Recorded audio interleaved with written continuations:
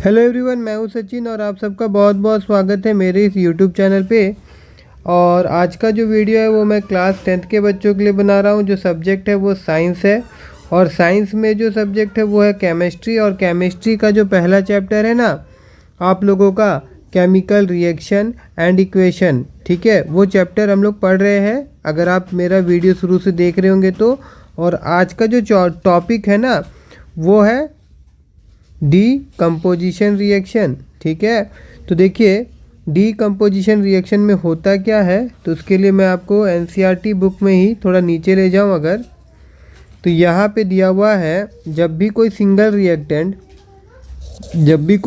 Reactant break down होता है और एक सिंपलर प्रोडक्ट देता है, एक न्यू सब्सटेंस हम लोग का फॉर्म होता है, इस प्रकार का जो रिएक्शन होता है इसको हम लोग डीकम्पोजिशन रिएक्शन बोलते हैं, ठीक है। इस चीज़ को आप ऐसे भी लिख सकते हैं ना कि इन ए रिएक्शन, ठीक है, व्हेन ए सिंगल रिएक्शन, ऐसे बोल सकते हैं कि when a single reactant break down to give simpler product, this types of reaction is known as a decomposition reaction, ठीक है। लिखने का बहुत सारा तरीका है, मैं आपको समझा दिया हूँ तो आप अपने लैंग्वेज में लिख सकते हैं, है ना।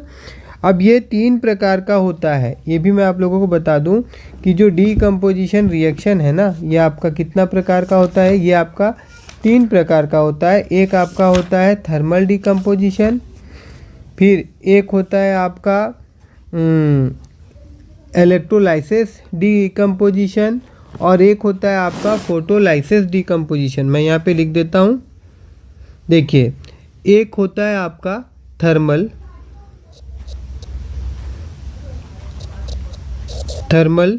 डीकम्पोजिशन, दूसरा होता है आपका इलेक्ट्रोलाइसिस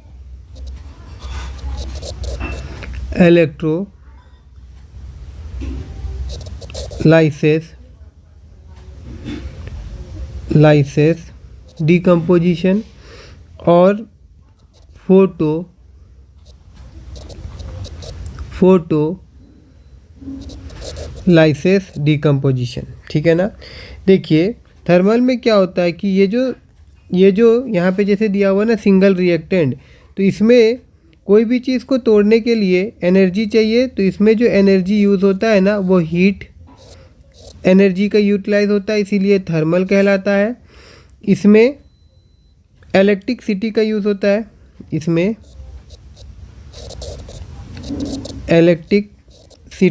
होता है, इसीलिए इसको इलेक्ट्रोलाइसिस बोलते हैं। और इसमें लाइट का यूज़ होता है, ठीक है ना, इसमें किसका यूज़ होता है, लाइट का, इसीलिए फोटोलाइसिस बोलते हैं, ठीक है। डिटेल में भी मैं बताऊंगा, अभी मैं जस्ट आपको एक बता दिया हूँ एक बात, तो आप लोगों को क्या समझ में आया होगा डीकम्पोजिशन रिएक्शन किसको बोलते हैं और ये कितना प्रकार का होता है, ठीक है। अब आइए एक्टिविटी 1.5 को समझेंगे और इससे हम लोगों को डीकम्पोजिशन का एक उदाहरण भी मिल जाएगा, एग्जाम्पल भी मिल जाएगा, ठीक है ना। तो इस एक्टिविटी में हो क्या रहा है, देखिए यहाँ पे बोला गया है कि take about 2 gram of ferrous sulphate crystal in a dry बोतल। क्या लेने के लिए बोला गया, फ्यूरस सल्फर क्रिस्टल लेने के लिए बोला गया है। और फिर क्या बोला गया है, note the colour of the ferrous sulphate crystal. उसके बाद heat the boiling tube over the flame a burner or spirit lamp so in a figure, जो दिखाया गया यहाँ पे फिगर में, ठीक है। इस प्रकार का देखिए, जैसे यहाँ पे एक लड़की खड़ी है, ये आपका बॉइलिंग ट्यूब यहाँ पे देखिए दिख रहा होगा ये वाला, और ये आपका फ्यूरस सल्फेट क्रिस्टल है यहाँ पे, ठीक है ना। ये देखिए मैं बड़ा कर दूँ तो यहाँ पे ये है क्रिस्टल, फ्यूरस सल्फेट क्रिस्टल, और इसको क्या किया जा रहा है, इसको हीट किया जा रहा है, क्या किया जा रहा है, हीट किया जा रहा है, ठीक है ना। और यहाँ पे देखिए क्या बोला है, do not point the mouth, ये बहुत इंपॉर्टेंट होता है, जैसे कि बहुत सारा क्वेश्चन में बोला जाता है कि क्या क्या सावधानी आपको बरतना चाहिए। तो जैसे इस एक्सपेरिमेंट में आपसे पूछा जाएगा कि कौन कौन सा सावधानी बरतना चाहिए, तो देखिए यहाँ पे दिया हुआ do not point the mouth of the boiling point at your neighbour और योर सेल्फ, ठीक है। और यहाँ पे क्या बोला गया, वाफिंग गैस जेंटली टूवर्ड नोज, ठीक है ना। उसके बाद में देखिए आगे यहाँ पे क्या होगा, यहाँ पे पूछा गया है कि कलर पूछा गया था, तो देखिए जो कलर होगा यहाँ पे मैं आपको बता दूँ कि फ्यूरस सल्फेट का जो कलर होगा वो आपका लाइट ग्रीनिश होगा, वो आपका लाइट ग्रीनिश होगा, ठीक है ना। और उसके बाद after heating ferrous sulphate become brownish, और इसको हीट करने के बाद में उसका कलर क्या हो जाएगा, वो ब्राउनिश हो जाएगा। यहाँ पे अगर मैं बताऊँ तो जैसे रिएक्शन ये हो रहा है ना, तो रिएक्शन से पहले इसका कलर क्या रहेगा, लाइट ग्रीनिश होगा। और रिएक्शन के बाद जब फ्यूरिक ऑक्साइड बन जाएगा तो क्या होगा, तब इसका कलर ब्राउनिश हो जाएगा, तब इसका कलर क्या हो जाएगा, ब्राउनिश हो जाएगा, ठीक है। फ्यूरस सल्फेट FeSO4 इसको गर्म किया गया, क्या बना, फ्यूरिक ऑक्साइड, और साथ ही साथ आपका सल्फर डाइऑक्साइड और ट्राइऑक्साइड गैस जो है वो रिलीज़ हो गया, वो क्या हो गया, वो आपका रिलीज़ हो गया, ठीक है। तो यहाँ पे देखिए, यहाँ पे हमारे पास क्या था, यहाँ पे हमारे पास सिंगल रिएक्टेंट था, यहाँ पे हमारे पास सिंगल रिएक्टेंट था। और उसके बाद में जब इसको हीट सप्लाई दिया गया तो with the help of heat इसका क्या हुआ, ब्रेक डाउन हुआ, इसका क्या हुआ, ब्रेक डाउन हुआ। और हम लोगों को बाय प्रोडक्ट, हम लोग को क्या प्रोडक्ट मिला, हम लोग को फ्यूरिक ऑक्साइड मिला और सल्फर डाइऑक्साइड और सल्फर ट्राइऑक्साइड मिला, ठीक है ना। इस प्रकार का रिएक्शन को ही हम क्या बोलेंगे, डीकम्पोजिशन। और ये किसके मदद से हो रहा है, हीट के मदद से हो रहा है, तो ये आपका थर्मल डीकम्पोजिशन कहलाएगा, ठीक है। इस क्या कहलाएगा, थर्मल डीकम्पोजिशन रिएक्शन कहलाएगा। और डिटेल में एक बार हम लोग इसको देख लेते हैं, मैं इसको एक बार क्लीन कर देता हूँ। देखिए यहाँ पे बुक में जो है उसमें मैं समझा देता हूँ क्या बोला गया इस रिएक्शन में, क्या हुआ। In this reaction you can observe that the single reactant break down to give simpler product. This is decomposition reaction। यहाँ तक तो समझ में आ गया होगा। फिर क्या बोला, फ्यूरस सल्फेट क्रिस्टल। फ्यूरस, देखिए जब भी आपको ये शब्द मिलेगा क्रिस्टल, इसका मतलब होता है कि कुछ कंपाउंड में कुछ वाटर का मॉलिक्यूल्स है, मतलब कि वो आपका मॉइस्चर फॉर्म में है। क्या फॉर्म में है, मॉइस्चर फॉर्म में है, उसमें वाटर अवेलेबल है कुछ भी, ठीक है ना। तो यहाँ पे FeSO4 7H2O ये इसका फार्मूला हो गया, क्योंकि इसमें वाटर मौजूद था। जब इसको गर्म किया गया तो loss water when heated and the colour of the crystal change, और इसका जो कलर रहेगा वो क्या हो जाएगा, वो चेंज हो जाएगा। It then decompose to ferric oxide, और उसके बाद वो क्या बन जाएगा, फ्यूरिक ऑक्साइड बन जाएगा Fe2O3। और साथ ही साथ sulphur dioxide and sulphur trioxide क्या होगा, फॉर्म्ड होगा। फ्यूरिक ऑक्साइड जो होगा वो सॉलिड अवस्था में रहेगा, और सल्फर डाइऑक्साइड और ट्राइऑक्साइड जो रहेगा वो गैस अवस्था में रहेगा। यहाँ पे वही चीज़ बताया। फिर डीकम्पोजिशन ऑफ कैल्शियम कार्बोनेट, ये दूसरा एग्जांपल दे रहा है, बोल रहा है कि जब कैल्शियम कार्बोनेट, जिसका अनदर नेम होता है लाइमस्टोन, और इसका बारे में हम लोग प्रीवियस क्लास में पढ़े थे, तो इसको जब गर्म किया जाता है तो हमको क्विकलाइम मिलता है, क्विकलाइम जिसको हम लोग बोलते हैं कैल्शियम ऑक्साइड, और साथ ही साथ कार्बन डाइऑक्साइड गैस रिलीज होता है। तो देखिए decomposition of calcium carbonate to calcium oxide and carbon dioxide on heating is an important decomposition reaction used in various industries। और एक बात इंपॉर्टेंट वाला बात है, calcium oxide is called quicklime, और ये सीमेंट बनाने में भी काम आता है। देखिए यहाँ लिखा हुआ, it has many uses, one is in the manufacture of cement। When a decomposition reaction is carried out by heating is called thermal decomposition। वो तो मैंने आपको बता दिया कि कोई भी decomposition reaction अगर हीटिंग के मदद से होता है तो उसको हम लोग थर्मल decomposition बोलते हैं। अब देखिए another example of thermal decomposition reaction यहाँ पे दिया हुआ है, एक्टिविटी 1.6 को समझेंगे हम लोग। इसमें क्या हो रहा है कि लीड नाइट्रेट का पाउडर है, और इसको हम लोग क्या कर रहे हैं, बॉइलिंग ट्यूब में डाले हैं, देखिए यहाँ पे, ठीक है ना। और उसको होल्ड करके रखे हैं, पकड़ के रखे हैं, ठीक है, किससे, टोंग से पकड़ के रखे हैं। And heat it over a flame, और एक फ्लेम देखिए आगे से इसको क्या कर रहे, गर्म कर रहे हैं, है ना। तो व्हाट डू यू ऑब्जर्व, तो हम लोग क्या ऑब्जर्व करेंगे, तो क्या होगा इसमें, ठीक है ना। देखिए इसमें होगा क्या कि जो जो हमारे पास यहाँ पे क्या था, यहाँ पे लीड नाइट्रेट था, ठीक है। तो लीड नाइट्रेट जो रहेगा उसको गर्म करने पे हम लोगों को लीड ऑक्साइड मिल जाएगा जो कि येलो कलर का होगा, और साथ ही साथ नाइट्रोजन डाइऑक्साइड वो निकलेगा और ऑक्सीजन रिलीज होगा, ठीक है। यहाँ पे देखिए दिया हुआ है फ्यूम आर नाइट्रोजन डाइऑक्साइड, मतलब इसका मतलब होता है धुआं, ठीक है ना। ये धुआं निकलेगा नाइट्रोजन डाइऑक्साइड के रूप में। नीचे में देखिए यहाँ पे दिया हुआ है नाइट्राइड, लीड नाइट्राइड को जब हम लोग गर्म किए तो क्या मिला हमको, लीड ऑक्साइड मिला, और साथ ही साथ नाइट्रोजन डाइऑक्साइड धुआं बन के ऊपर उड़ रहा था, और इसका जो कलर था ये आपको कुछ ब्राउन कलर का दिखेगा, ये आपको कुछ क्या कलर का दिखेगा, ब्राउन कलर का दिखेगा, ठीक है। और ऑक्सीजन गैस रिलीज होता है, ठीक है। तो ये एक्टिविटी भी समझ में आया होगा कि लीड नाइट्रेट, और सबसे इंपॉर्टेंट होता है ये जो केमिकल्स है ना, ये जो इक्वेशन में दिया गया है, जैसे लीड नाइट्रेट क्या होता है, PbNO3 होल ब्रैकेट 2, इसको गर्म करने पे क्या मिला, लीड ऑक्साइड। तो आपको याद होना चाहिए लीड ऑक्साइड मतलब लीड का PbO ऑक्साइड, ठीक है। नाइट्रोजन डाइऑक्साइड मतलब NO3 और ऑक्सीजन का O2। और एक बात याद रखिएगा कि बैलेंस करना मत भूलिएगा कोई भी इक्वेशन को, ठीक है ना।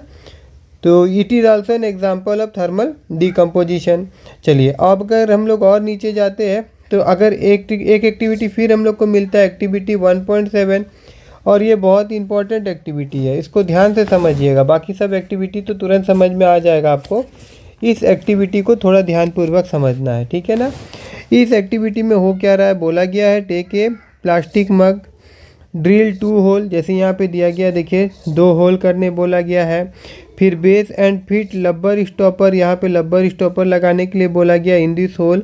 इंसर्ट कार्बन इलेक्ट्रोड, और इसमें क्या बोला कि कार्बन का इलेक्ट्रोड लगाने के लिए, ठीक है ना, कार्बन का इलेक्ट्रोड लगाने के लिए। उसके बाद में फिर बोला गया है कि connect this electrode to 6 volt, इसमें फिर क्या बोला गया, 6 वोल्ट का बैटरी से इसको कनेक्ट करने के लिए। Fill the mug with water such that the electrode are immerse, ठीक है। उसकी में क्या बोला गया कि फिल द मग, मग है ना, मग को भरने के लिए कि ताकि इलेक्ट्रोड आपका डूब जाए, ये जो इलेक्ट्रोड है क्या हो जाए, ये डूब जाए। और फिर take 2 test tube filled with water and inverted them into the carbon electrode, इसको उल्टा कर देने बोला कार्बन इलेक्ट्रोड में। फिर करंट पास करने दे बोला, switch on the current and leave the aperture undistributed for time, you will observe the formation of bubble. तो गौर करिएगा, यहाँ पे मैं बड़ा कर दूँ तो यहाँ पे आपको बबल्स देखने को मिल रहा है ना, ठीक है। यहाँ पे बोला गया कि बबल्स देखने को मिलेगा, तो यहाँ पे देखिए बबल्स हम लोग को देखने को मिल ही रहा है ना। अब इसमें पूछा क्या गया है, तो आगे अगर हम लोग जाएंगे, यू विल ऑब्जर्व हो गया। फिर in this volume gas collected in the same in both the test tube, दोनों में गैस कलेक्ट हो रहा है। Once the test tube are filled with the respective gas remove them carefully, फिर उसको अच्छे से हटाने के लिए बोला गया है।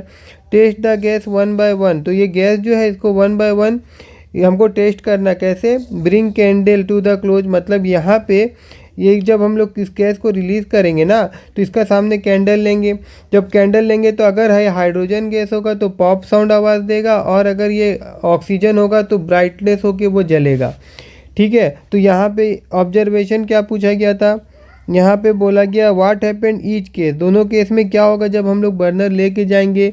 तो देखिए यहाँ पे हम लोग बोल सकते हैं कि एक केस में क्या होगा, एक केस में क्या होगा, मैं अगर यहाँ पे लिख के दिखाऊँ आप लोगों को, मैं बड़ा कर रहा हूँ।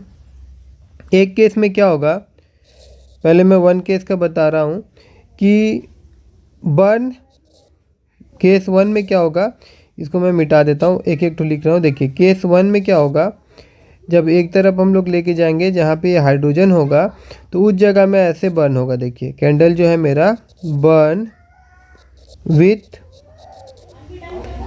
ए पॉप साउंड, ठीक है, पॉप साउंड, ठीक है। तो पॉप साउंड है तो क्या है, हाइड्रोजन है, पॉप साउंड है तो क्या हुआ, हाइड्रोजन है। और दूसरा वाला में क्या होगा, सेकंड वाला केस में क्या होगा, जो मैच स्टिक रहेगा, मैच स्टिक जो रहेगा वो आपका ब्राइटली BRI, मैंने कैंडल बोला था एक्चुअली में, वही कैंडल ये लाइट लेके जाना है आपको, तो मैच स्टिक जो भी वहाँ पे हम लोग लेके जाएंगे वो ब्राइटली जलने लगेगा, ज़्यादा तेज़ से वो जलने लगेगा। ठीक है ना, आई होप समझ में आया होगा। अब दूसरा चीज़ क्या बोला था, which gas is present in is the test tube, तो दोनों में से जो टेस्ट ट्यूब था ना उसमें कौन कौन सा गैस भरा हुआ था, तो उसके लिए हम यहाँ पे बोल सकते हैं कि जो हाइड्रोजन गैस, हाइड्रोजन जो रहेगा वो प्रेजेंट होगा वन टेस्ट ट्यूब, एक में हाइड्रोजन होगा और एक में क्या रहेगा, एक में आपका ऑक्सीजन होगा। ठीक है, तो यहाँ पे देखिए जो हाइड्रोजन रहेगा वो कहाँ रहेगा आपका, हाँ वो आपका ये वाला टेस्ट ट्यूब में रहेगा। देखिए ये तो यहाँ पे दिया हुआ, देखिए ये हाइड्रोजन गैस और ये ऑक्सीजन गैस यहाँ पे फॉर्म हो रहा है। ठीक है ना, और ये आपका क्या है, एनोड है और ये आपका क्या है, कैथोड है। तो आपको याद रखना होगा ये सब बात, जो है इसी से क्वेश्चन आएगा। ठीक है, उसके बाद में फिर और एक चीज़ यहाँ पे गौर करने वाला बात है कि यहाँ पे जो ब्रेकडाउन हो रहा था ये वाटर का, तो वो किसका मदद से हो रहा था, वो आपका इलेक्ट्रिसिटी पास होने का मदद से हो रहा था। तो ये हो गया आपका दूसरा टाइप, जो हम लोग यहाँ पे देखे थे कि 3 प्रकार का होता है, यहाँ पे मैंने मिटा दिया था। तो इसको हम लोग क्या बोलेंगे, इसको हम लोग बोलेंगे आपका इलेक्ट्रोलाइसिस। क्या बोलेंगे, डीकम्पोजिशन तो हुआ यहाँ पे, मगर ये क्या हुआ, इलेक्ट्रोलाइसिस।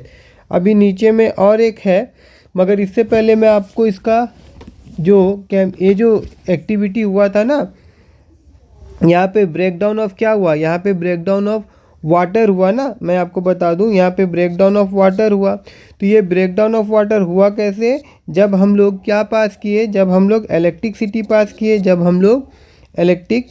पास किए, ठीक है ना, तब क्या हुआ कि यहाँ पे ये आपका H2 हो गया और यहाँ पे ये क्या हो गया, O हो गया। अब इक्वेशन को बैलेंस करना ज़रूरी होता है तो मैं बैलेंस कर देता हूँ। ठीक है, और एक तो इम्पॉर्टेंट बात होता है, देखिए कि जब जो H2 है वो कहाँ कलेक्ट होता है, वो तो कैथोड में होता है ना। H2 कहाँ पे कलेक्ट हो रहा है, H2 जो है वो आपका कैथोड में कलेक्ट हो रहा है। तो यहाँ पे जो नंबर ऑफ मोल होगा, यहाँ पे कितना होगा, यहाँ पे आपका 2 मोल होगा और यहाँ पे कितना होगा, यहाँ पे आपका 1 मोल होगा। ठीक है, ये सबसे क्वेश्चन बनता है। ठीक है ना, अब आगे हम लोग देखते हैं। अब यहाँ पे देखिए एक्टिविटी 1.8, तो अब यहाँ पे जो एक्टिविटी 1.8 है, इसमें क्या हो रहा है कि लाइट का वजह से यहाँ पे जो रखा गया है, क्या रखा गया है, लाइट के वजह से यहाँ पे सिल्वर क्लोराइड है। तो सिल्वर क्लोराइड का ब्रेकडाउन होगा और हम लोगों को क्या मिलेगा, सिल्वर अलग मिलेगा और क्लोराइड अलग हो जाएगा। ठीक है, सिल्वर अलग हो जाएगा और क्लोराइड अलग हो जाएगा। ठीक है, तो यहाँ पे भी क्या हो रहा है, डीकम्पोजिशन हो रहा है, ब्रेकडाउन ऑफ रिएक्टेंट हो रहा है with the help of sunlight. तो इसको हम लोग क्या बोलेंगे, इसको हम लोग बोलेंगे फोटोलाइसिस। इसको हम लोग क्या बोलेंगे, फोटोलाइसिस। ठीक है, और यहाँ पे देखिए, यहाँ पे जो सिल्वर क्लोराइड है इसका कलर वाइट रहता है और जब ये ब्रेकडाउन हो जाता है तो यहाँ पे जो हम लोग को सिल्वर मिलता है ये आपका ग्रेइश कलर का होता है, ग्रेइश कलर का होता है। ठीक है ना, और क्लोरीन गैस जो रहेगा ये आपका येलोइश कलर का रहेगा। ठीक है, येलोइश ग्रीन इस तरह का कलर रहेगा इला। ठीक है, उसी प्रकार से अगर हम लोग और नीचे जाए, देखिए एक्टिविटी समझ में आ गया होगा ना कि सिल्वर क्लोराइड को चाइना डिश में सनलाइट का संपर्क में रखा गया तो क्या हुआ कि वो ब्रेकडाउन हो गया। क्या हुआ, वो ब्रेकडाउन हो गया, मतलब टूटेगा रिएक्ट होने के बाद सनलाइट के, तो और क्या बन मिलेगा हमको, सिल्वर अलग हो जाएगा और क्लोरीन गैस अलग हो जाएगा। ठीक है, उसी प्रकार से सिल्वर ब्रोमाइड भी होता है, जब इसको भी हम लोग सनलाइट का संपर्क में छोड़ देते हैं ना तो क्या हो जाता है, तो सिल्वर अलग हो जाता है और फिर ब्रोमीन अलग हो जाता है, गैस है ये ब्रोमीन गैस। ठीक है, तो यहाँ पे क्या होता है, इसका कलर जो होता है इसका येलो कलर होता है। यहाँ पे रुकिए मैं इसको मिटा देता हूँ, इसको थोड़ा बड़ा कर लेता हूँ। ये जो कलर होगा इसका ये येलो होगा, देखिए ऐसा येलो कलर होता है इसका। ठीक है, और उसके बाद में जब ब्रेक डाउन हो गया तो सिल्वर का तो ग्रे कलर का ही होगा, तो मैं इसको लिख देता हूँ, ये ग्रेइश होता है। ठीक है, और यहाँ पे आपको ब्रोमाइड जो मिलेगा वो आपका ब्राउन कलर का रहेगा। ठीक है, अब देखिए यहाँ पे देखिए the above reaction are use in black and white photography. ये जो दो रिएक्शन है ये कहाँ पे यूज़ होता है, ये आपका ब्लैक एंड वाइट फोटोग्राफी में यूज़ होता था। ठीक है ना, कहाँ यूज़ होता था, फोटोग्राफी में, ब्लैक एंड वाइट फोटोग्राफी। ठीक है, फिर बोला गया what form of energy causing this, तो हम लोग को समझ में आ गया। We have seen decomposition reaction required energy either in the form of a heat, जैसे पहले देखे थे तो हीट से होता तो थर्मल, और लाइट से जो देखे वो हो गया फोटोलाइसिस, और इलेक्ट्रिसिटी हो गया electrolysis for breaking down the reactant reaction in which the energy is absorb are known as a endothermic. तो इसमें जो भी हो रहा था, इसमें क्या हो रहा था, एनर्जी जो हो रहा था वो एब्जॉर्ब हो रहा था। तो इससे पहले हम लोग देखे थे जब एनर्जी रिलीज होता है तो उसको एक्सोथर्मिक बोलते हैं, और इन सारे केस में हम लोगों ने देखा कि हीट क्या हो रहा था, एब्जॉर्ब हो रहा था। तो जब भी हीट एब्जॉर्ब होता तो हम लोग उसको क्या बोलते हैं, इंडोथर्मिक बोलते हैं। ठीक है ना, तो आई होप आप सबको डीकम्पोजिशन रिएक्शन अच्छा से समझ में आया होगा। अगर अच्छा समझ में आया हो और ये सारा एक्टिविटी भी आप लोगों को समझ में आया हो तो मेरे इस वीडियो को लाइक करिएगा और मेरे चैनल को सब्सक्राइब करना मत भूलिएगा।